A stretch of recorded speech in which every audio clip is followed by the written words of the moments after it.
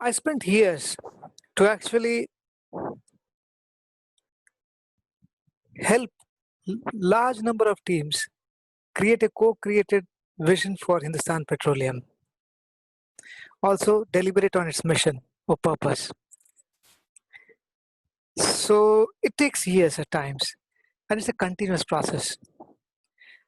Leader needs to say again and again and again, where are we going?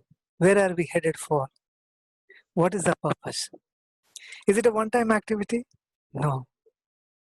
It's a leadership activity to be daily thought of, acted on, and therefore the communications actually are something that will be on a regular basis. Otherwise, it will soon become a painting on the wall. It should move hearts. It should be a force in people's hearts. And if they don't deliberate on it, if they don't discuss it, if they don't challenge it, if they do not alter it, especially the vision, visions are not cast in stone. They change as time changes. You achieve something, you want something new. So visions are not cast in stone.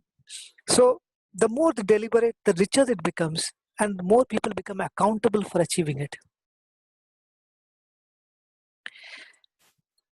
Whether it is in small groups that you discuss, what does this vision mean to you? The simple question, what does this vision mean to you? What does it mean to you in terms of the activities that you now need to do and the activities you now need to discontinue? Right? How does it energize you? So what will you stop doing? What will you start doing? What will you continue doing? How do they actually meet the objectives of the vision? Questions are a great way to get commitment. Leaders ask this question. They can talk about the vision, but they don't actually advise people what to do for the vision. They ask and inquire of them. And that involvement brings commitment. That's the key part. And we have seen, for example, when people wrote, we want to delight our customers. So it's an easy statement. It's a motherhood statement. It's an acceptable statement for each one of us. But what actually was important was when the chairman and then directors and then senior people started asking as time went on to the youngest officers, to the frontline officers, how are you going to delight customers? So if it was a LPG connection, cooking gas, people want it on time. People want it leak proof. So many of the things that were started, for example, Jiha services in LPG or in retail, actually came from the inquiries that the senior people do to the younger people who went on to inquire with thousands and thousands of customers all across the country.